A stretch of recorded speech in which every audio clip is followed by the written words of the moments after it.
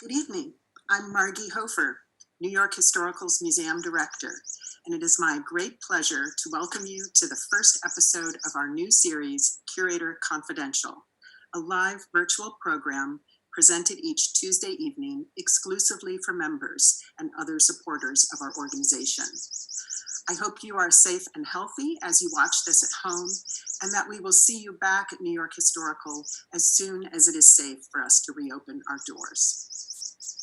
Before I begin, I want to take a moment to thank all of our trustees, our Chairman's Council, and all of our members and other donors for your generosity. We can only continue to make history matter with your ongoing support.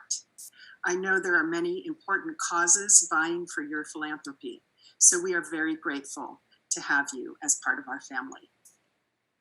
I'm thrilled to be able to share with you the story of Clara Driscoll and the Tiffany girls this evening. But first, a few bits of business. Tonight's program will last approximately 45 minutes, including 15 minutes for questions and answers, which you can submit via the Q&A function on your Zoom screen at any point during the presentation. In the interest of simplicity, we have disabled the chat function, so please make sure to use Q&A. I will get to as many questions as time allows. As part of New York Historical's family, I expect that most of you are already aware of, and I hope admirers of, our magnificent collection of Tiffany lamps that are on permanent display on our 4th floor. The story we tell in the Tiffany Gallery about the women who worked in anonymity to create Tiffany's iconic masterpieces was first revealed by New York Historical in an exhibition that brought the stories of these unsung women to light. I'd like to start with a question for all of you. How many of you saw the 2007 exhibition, A New Light on Tiffany, Clara Driscoll and the Tiffany Girls? Or did you see it on the road, perhaps in Palm Beach? Let me know through the Q&A button.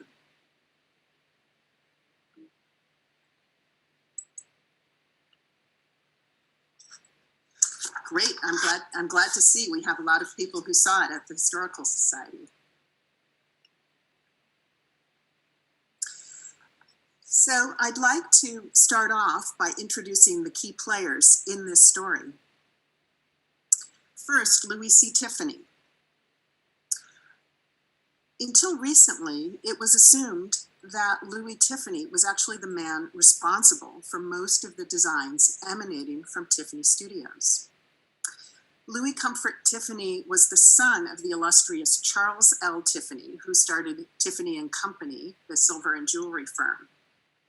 But Louis, the son, wanted to pursue his own path in the fine arts rather than follow his father into the family business. He trained as a landscape painter in the 1860s and 70s, but went on to experiment in many areas of the decorative arts, including interior decoration, making leaded glass windows, such as the evocative winter panel of the Four Seasons that you see at the top of your screen, blown glass, like the sparkling iridescent Jack in the Pulpit vase on the right, and of course lamps. And there's our wonderful peacock lamp at the bottom of the screen. But perhaps Tiffany's greatest contribution was in the area of glassmaking. He experimented with the medium, and with the help of skilled glass chemists, he developed an entirely new type of glass called opalescent glass, which was internally colored and could be made in a myriad of hues, textures, and special effects, like streaks, models, and embedded bits of glass. He used his special glass, which he trademarked Favril, for blown vessels, and also produced sheet glass, which was cut into pieces for use in windows, mosaics, and later lamps. Louis Tiffany was the artistic genius behind all of the firm's creations, but he relied heavily on designers, craftsmen, craftswomen, glass blowers, glass chemists, and metalworkers to fulfill his vision. This image shows the Tiffany Studios building on 4th Avenue, which is today Park Avenue South, and East 25th Street in 1895. Tiffany Studios was one of a succession of firms run by Louis Tiffany between the 1870s and 1932, when they finally declared bankruptcy. I'm going to be focusing this evening on the period from the 1890s through about World War I. Tiffany spent several decades at this site on 4th Avenue. He started with the building on the corner, and actually that building still stands, and last time I checked it was a Citibank on the ground floor, and he bought up the buildings on either side. Note in particular the 6-story building to the left with the Tiffany Glass and Decorating Company sign at the top. That is the building where the women's department had their workshops on the top floor, and we'll be seeing an image of that shortly. At the time this image was taken, Tiffany was the leading producer of stained glass windows in the nation, and he was also gaining fame in Europe for his innovative blown glass vessels. And now I want to introduce Clara Driscoll. Clara was born Clara Walcott, and when she arrived in New York City, she still bore her maiden name, Clara Walcott. She was born in rural Talmadge, Ohio in 1861, and she trained as an artist in Cleveland at the Western Reserve School of Design for Women. She came to New York City in 1888 to complete her artistic training. She was 27 years old at the time, and she did her training at the Metropolitan Museum Art School, and then went immediately to a job at the Tiffany Glass Company. Clara exemplified the era's new woman. She was independent, she held a well-paying job, she lived in a boarding house with men and women. She biked all around the city, and in general, she pushed against the boundaries of Victorian womanhood. While she was in New York, thankfully, she wrote letter after letter to her family back home in Ohio. Very chatty letters that detailed her social life, the weather, her wardrobe, her daily activities, but importantly for us, everything that was going on at Tiffany Studios. Her letters provide an amazing behind-the-scenes reveal of commerce, labor, and politics at Tiffany Studios. These letters were discovered at the Kent State University Library and at the Queens Historical Society. They're split into these 2 repositories. In 2006, by curators Martin Eidelberg and Nina Gray, who worked on the exhibition together with me. And these letters were the primary source for the content of the exhibition. The letters span about a decade, although they include some gaps, primarily between 1896 and 1906. And they even include some sketches, like the one you see on the bottom right. This is a sketch of Clara's deep sea lamp that she was working on in June of 1898. And these letters, what they contained, upended scholarship on Tiffany Studios and changed the way that we look at the lamps and other objects produced by the firm.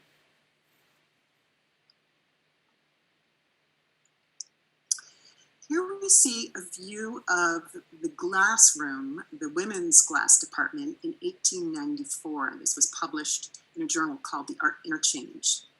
Clara worked in this department beginning in 1888, and by 1892, she'd headed up this department. So at the time this photograph was taken, she was in charge. These women are seen here selecting and cutting glass for windows and large mosaics. At this time, leaded glass lamps had not even been introduced yet. So why are women doing this job? Well, in 1892, the unionized male glaziers went on strike all across the city, and Tiffany was in a bind. He had many major commissions to fill, perhaps most importantly, his presentation at the World Columbian Exposition. So he was desperate, and he hired women who were straight from art schools to come fill in as glass selectors and glass cutters. And they worked very well for him. Now, Tiffany believed that women's nimble fingers were well suited to the task of glass cutting, and he also believed that women had a keener sense of color and naturalistic design than men. And he believed that they could adapt and learn from those in charge. And clearly the women filled his expectations, because he kept on the women well past this period, and they came to serve an extremely important role in his firm. By the late 1890s, Clara had a major position within the firm and was producing many designs. Here she is in a photograph taken in 1901, and the man at her side is her chief assistant, Joseph Briggs. She mailed a copy of this photograph home to her family in 1901, and she wrote, "In the little picture, I'm working on the model of the milkweed powder box, another of my designs that has been made into silver. Nearly everything you see around is something that I have designed." So this photograph actually is an important document that allows us to attribute a number of the designs on her work table to her, including some small inkwells and items in the foreground. Clara's letters tell us a lot about what she was designing and the process that she went through. In about 1898, she seems to have hit upon the idea of creating leaded shades, a natural outgrowth of her department's work on leaded glass windows and mosaics. In June 1898, she writes home and describes a meeting with Mr. Tiffany in which she shares this very design for a butterfly lamp. It was inspired by a scene that she recalled from her Ohio hometown of yellow butterflies swarming over a field of wild primroses. It features an integrated base and shade with an elaborate bronze structure. It would have been extremely time-consuming and costly to make. But we know from her letter that Tiffany loved the design. She describes how he grabbed a pencil and started sketching wildly all over his desk blotter, to the extent that you couldn't make out anything of what he had drawn. And in the end, he said, "Well, work out your own design." So he clearly had a lot of confidence in her design abilities. The following year, she designed this lamp, her first of a number of dragonfly designs. She met weekly with Mr. Tiffany to present her designs, and her descriptions of these meetings give us a sense of their relationship. She was always a little anxious ahead of these meetings and eager to please. She looked up to him and respected him, and he gave her a lot of positive feedback and encouragement. They shared an artistic vision that had the beauty of nature at its center. The dragonfly is one of her early designs, as I said, from 1899, and again, an integrated base and shade.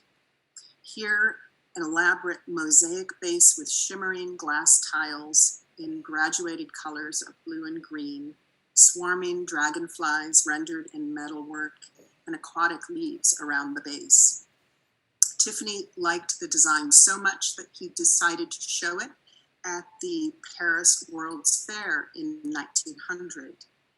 The design won a bronze medal at the fair, and it turned out to be the only instance in which Clara Driscoll was publicly acknowledged for her design. In fact, Tiffany was required to submit designer names for those entries. The dragonfly design proved immensely popular, and Clara modified it and created several variations of the form. You'll notice the use of metal filigree to render the gauzy wings of the insect, and the glass jewels that suggest air bubbles in the water below. All of these shades and bases are marked Tiffany Studios or LC Tiffany. None of them bear their designer's name. And you'll also note that they are on different bases. These are mix and match bases that customers could choose to harmonize with their domestic interiors.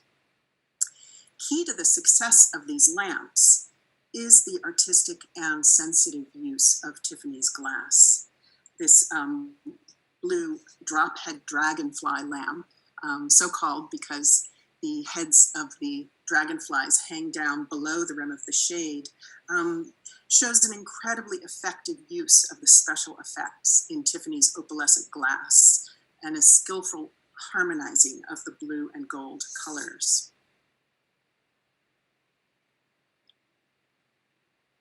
The cobweb lamp is another early sculptural creation from 1901, again with an extravagant mosaic base. Notice the bulbous shape of the base that has a real purpose to it. The early lamps that Clara was designing were kerosene lamps, and they had to conceal a metal canister to hold the fuel. So they were necessarily thick in the middle. But once she began designing electric lamps, there was a real liberating effect on those designs. This cobweb lamp retailed at $500 in 1906. It was a hugely extravagant purchase. And to give you a sense of the buying power of $500 in 1906, here's a good comparison. The Ford Model N car was released that year and cost $500. So you can debate, would you, if you had $500 disposable income, would you buy a Tiffany lamp or a car? Now, from Clara's letters, we know that by 1902 or so, she was getting increasing pressure from the middle managers at Tiffany to simplify her designs. The shapes of the shades became more standardized into cone or globe shapes, and the cast bronze bases took the place of the complex mosaic bases that we saw before. And for most models, the shades and the bases could be mixed and matched. Clara describes the creative and manufacturing process in her letters, including some steps that scholars had not understood before. So I'm going to walk you through the basic steps from design to completion of a leaded shade. So the design would typically begin with watercolor sketches. And here we see two design drawings in New York Historical's collection. You may recognize them from the drawers on the mezzanine of the Tiffany Gallery. Both are variations on daffodil lamps. After an initial sketch, these designs would be worked up in 3 dimensions on a plaster model of the shade, and the watercolor would be painted onto the plaster. At that point, the plaster model would be shown to Mr. Tiffany for his approval. The next step would be to create the design in 2 dimensions, full size, in a drawing such as this, known as a cartoon. And this is actually the cartoon for the drop-head dragonfly design that we saw earlier. The cartoon indicated each segment of glass so that a brass template could be cut for each one of these segments. Here's an example of the brass templates, just a small number of the brass templates used for the dragonfly shade. The glass selectors would score around the brass templates to cut out each piece of glass. And they would use an infinite supply of glass produced at Tiffany's furnaces in Corona, Queens. And I have to mention the terrible irony that Corona Queens today, the source of all of this gorgeous glass, one of the hardest hit neighborhoods in the city during the pandemic. But these two sheets give you just a bit of a sense of the incredible variety and the beautiful special effects available in Tiffany's glass. Once the pieces were cut, they were individually wrapped with copper foil around the edges in preparation for soldering.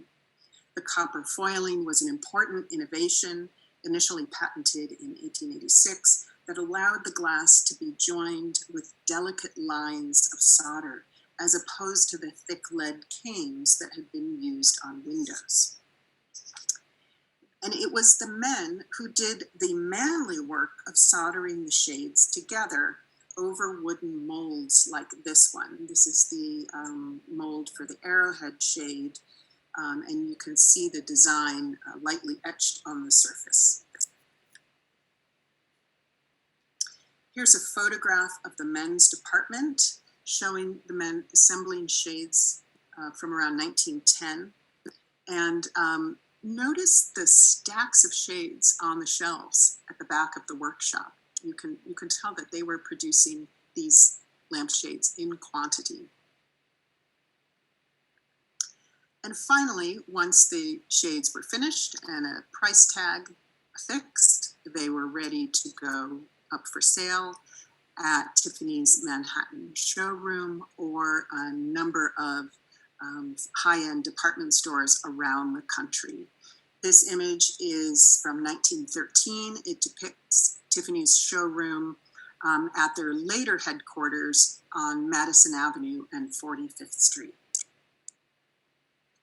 Notice there are not just lamps here, but many other what they would call fancy goods, i.e. desk accessories, tablewares, and all sorts of items suitable for gift giving.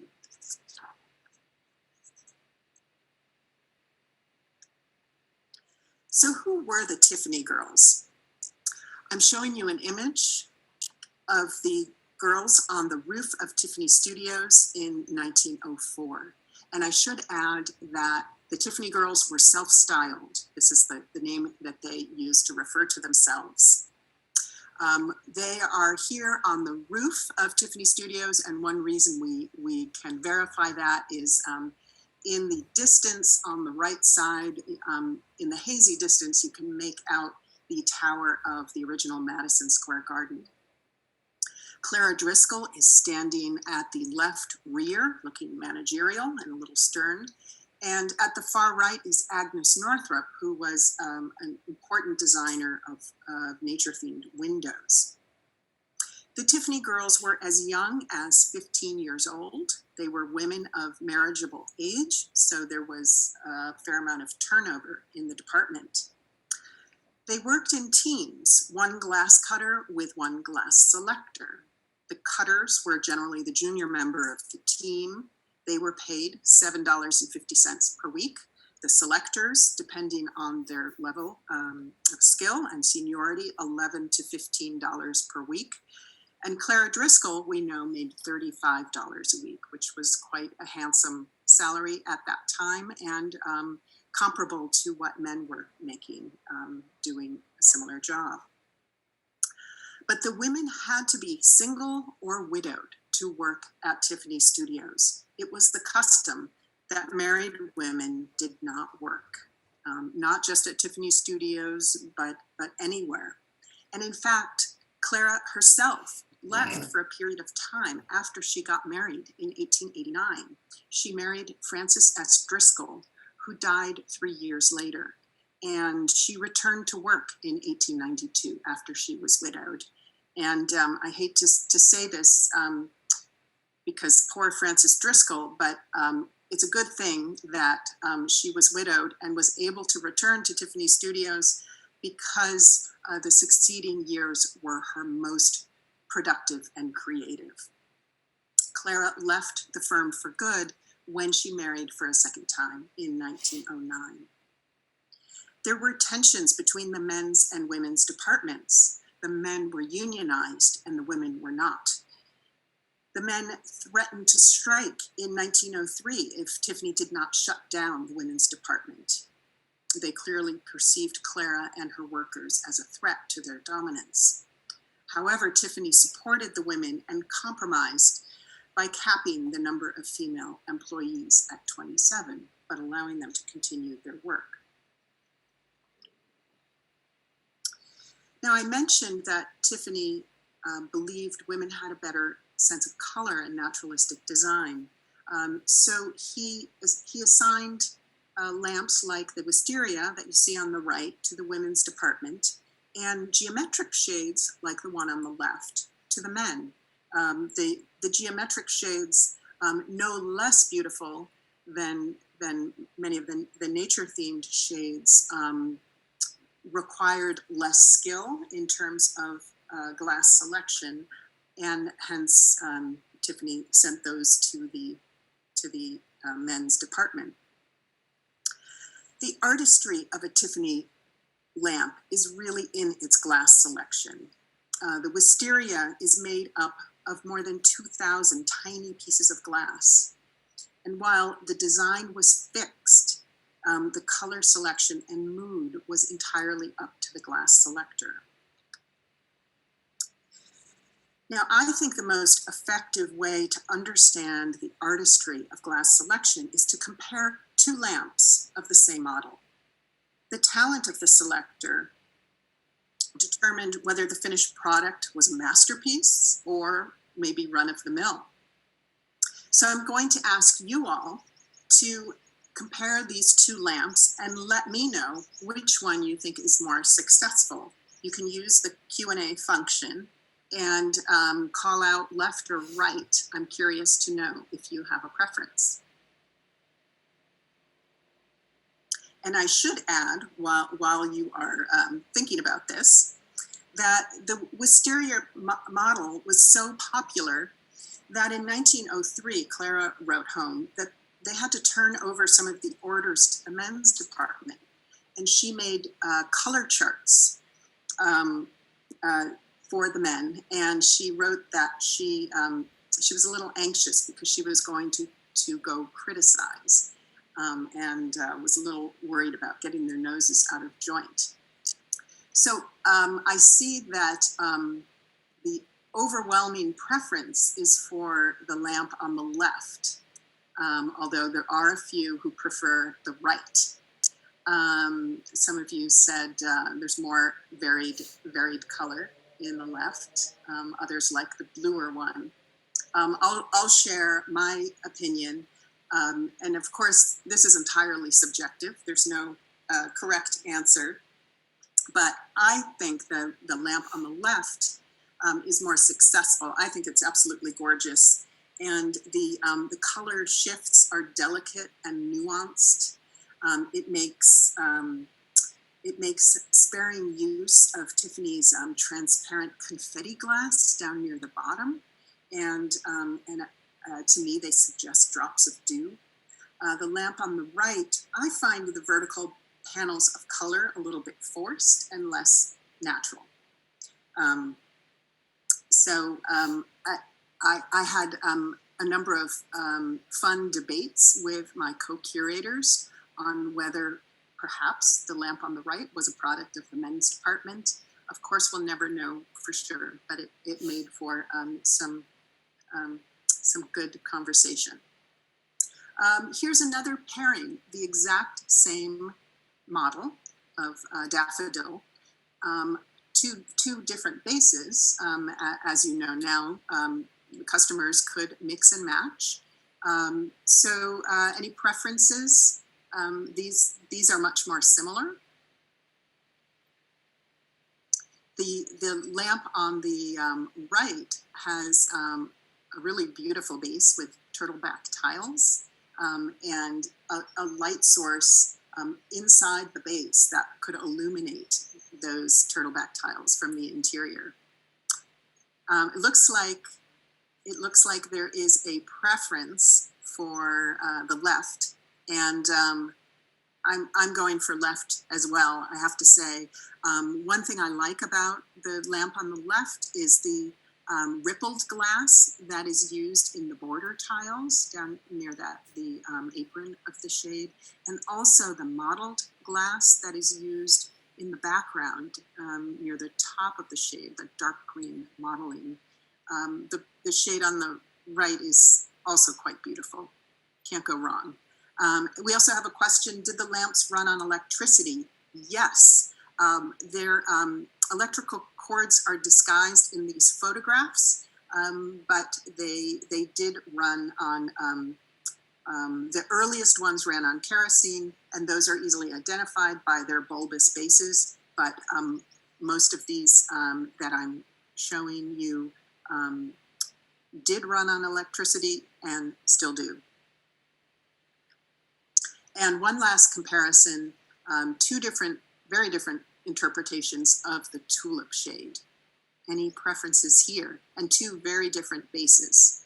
The left base is called the arch and leaf, and the one on the right, basic cushion base. We have some votes for the right. Yeah, I'm with you on the right side. I think the use of mottled glass throughout, especially in those border tiles and in the green, the leafy areas, is really stunning. But I do have a slight preference for the base on the left.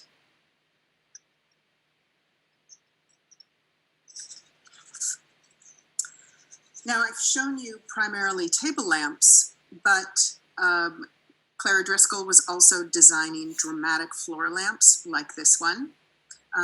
This is a dogwood, and notice the incredibly skillful use of Tiffany's glass. The selector has expertly used the mottled areas of glass to suggest sun-dappled light playing over the dogwood blossoms.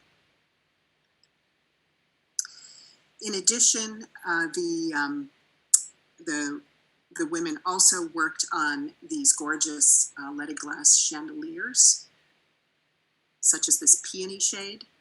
Notice the pale yellow flower just to the left of center has a huge three-dimensional chunk of gold glass as its center, suggesting the puffy yellow stamens of the peony flower. This is a really incredible shade. The women also spent a lot of time on mosaic objects, large and small, such as inkwells, other desk items, or this fern dish planter, which cost $90 in 1906. So the story of the Tiffany girls took off after New York Historical's exhibition and publication, and it's actually spawned 3 different novels. And I understand that a TV series and a children's book is in the works. When we started planning a renovation of the 4th floor Luce Center, we decided at the outset that the centerpiece of the reimagined space would be a spectacularly designed permanent home to showcase our collection of Tiffany lamps and to tell the story of Clara Driscoll and the talented women who worked under her. Visitors can see 100 lit lamps on 2 levels and also learn about the process of making them through design drawings, tools, and sheets of glass. I don't know about you, but I am longing to get back to this space. Here's another view of Eva Jurikna's dramatic design. If you have not yet tried your hand as a glass selector at this interactive station, where you choose the colors for each segment of a dragonfly shade, you need to come back and do so now that you have a better understanding of glass selection. And also on the mezzanine, you can see examples of Tiffany Studios windows, blown glass, and pottery. And now we have time for some questions, which you can pose through the Q&A function of your Zoom screen. first question, what was the largest commission that Tiffany Studios created? Well, I'll mention several of the largest. I'm not sure I know exactly which was the largest. I mentioned the World's Columbian Exposition in 1892-93. Tiffany had an extraordinarily large display there, including an entire chapel. And that chapel later went to St. John the Divine in Manhattan. And that absolutely counts as one of his largest commissions. Another huge one that is intact today dates from 1911, and it is a theater curtain in Mexico City, and in a huge landscape done entirely in glass mosaic. I urge any one of you who ever travel to Mexico City to make sure to visit that amazing curtain. Were the Tiffany girls considered well paid and a good job for the era? Yes, that's a very good question. They were well paid, and there's one really interesting letter from Clara where she's bemoaning the fact that her department is like a revolving door, and the girls are always coming to her and saying, I'm engaged and I'm going to be leaving, and then she has to think about where she's going to find a replacement. But she mentions one girl in particular who comes to her and says that she's going to be leaving. She's was making at the time something like $7.50 a week, and her fiance is making something like $5 a week. But there was no question that the woman would leave her job, and the man would keep his. But yes, they were paid on par with the men at Tiffany Studios, and compared with other jobs available for women at the time, they were well paid. Is there any record of how dangerous glass cutting was? Well, you'd think that through nearly a decade of Clara's descriptions of work going on in her department, that there would be more description of blood and accidents. But in fact, I can't recall a single mention of injury. Even in the days before OSHA, I think Tiffany Studios did a good job training their workers and making sure that they were safe. Were there health hazards from working with lead? Presumably there were. We don't have any documented evidence of the men who were working with lead solder suffering ill effects. Certainly there are number of workers who live to share their stories about working at Tiffany Studios, and thankfully it does not seem to have been a common occurrence that their lives were cut short or they became disabled because of that work. Another question, what do we know about Clara's early years and family? When did she retire and did she have kids? So we know that Clara came from a family, a very matriarchal family. She had a mother, grandmother, and aunts, and 3 sisters. Her father died when she was 12. And one of the reasons that she trained as an artist and went into this business is the girls needed to support the family. She was part of a post-Civil War trend of more women than men in these families, and the necessity for them to find ways to support themselves and their families. But it was a very well-educated family, and her father was a minister. She She gave up designing for the most part after she left Tiffany Studios in 1909. She did a little work on her own designing scarves, but sadly, she lived another 30 or so years and did not really produce much after her marriage. And she married in her 40s and never had children. Are there any such high-end glassmaking ateliers in the US or somewhere in the world that would compare to Tiffany's? There were competitors, and early on, John Lafarge was a serious competitor to Tiffany in the area of stained glass, and there were some other competitors in stained glass. There were many followers in terms of producing items like leaded glass lamps, but not of the same quality.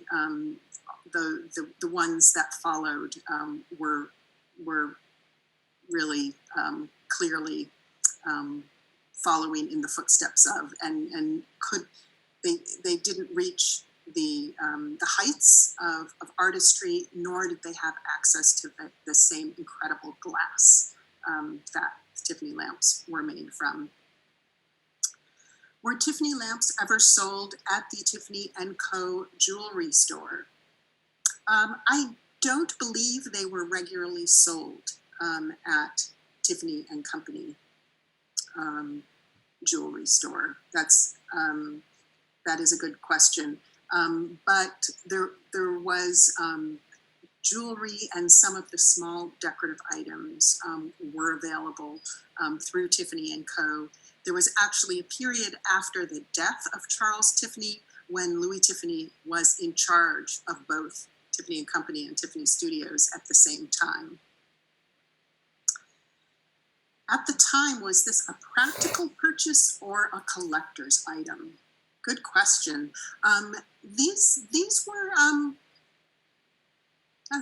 I would say, somewhere in the middle. They were practical in the sense that they were used to light a room, but I think more important than the light they gave off was their decorative value.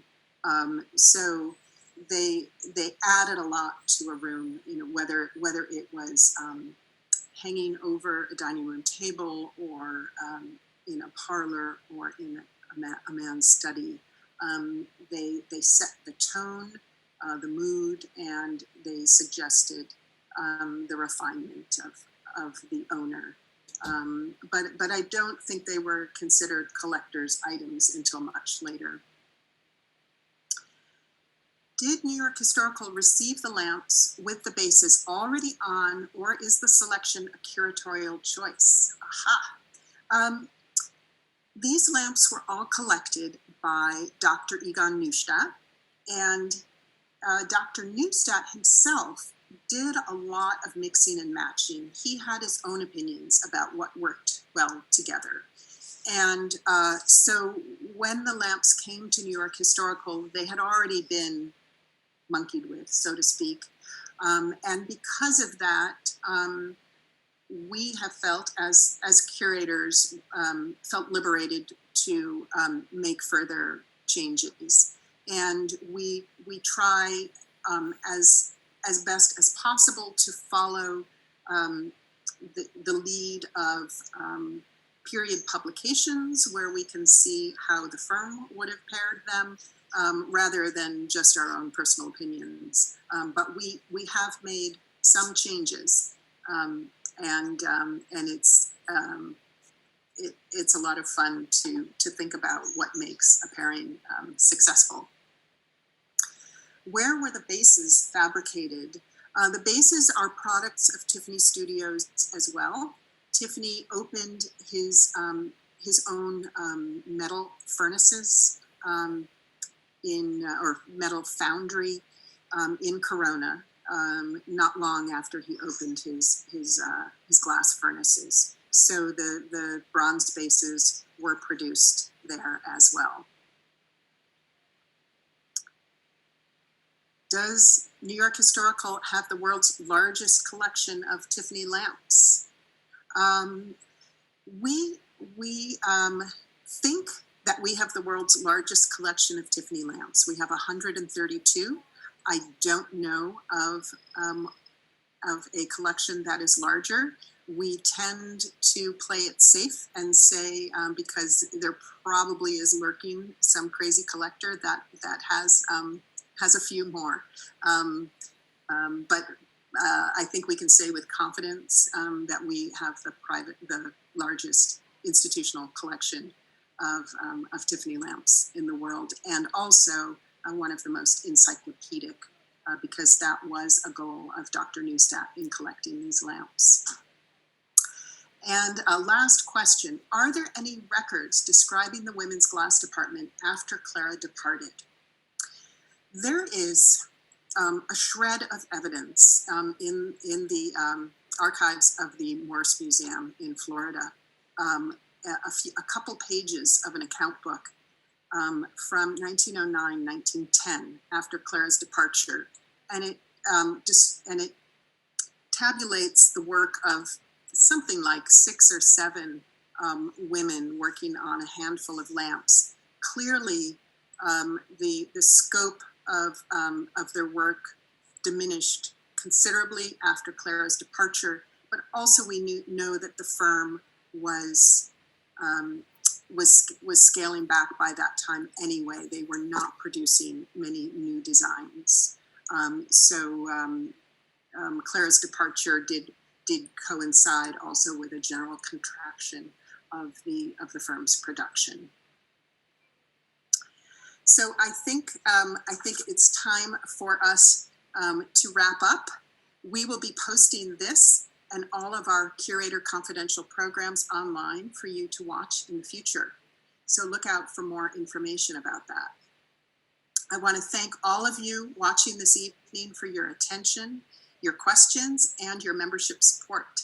We look forward to seeing you back here in a week for the next episode of Curator Confidential, A City on a Hill, an Exceptional Story, with Michael Ryan, New York Historical's Sue Ann Weinberg, Director of the Patricia D. Klingenstein Library. Until then, thank you again, and good night.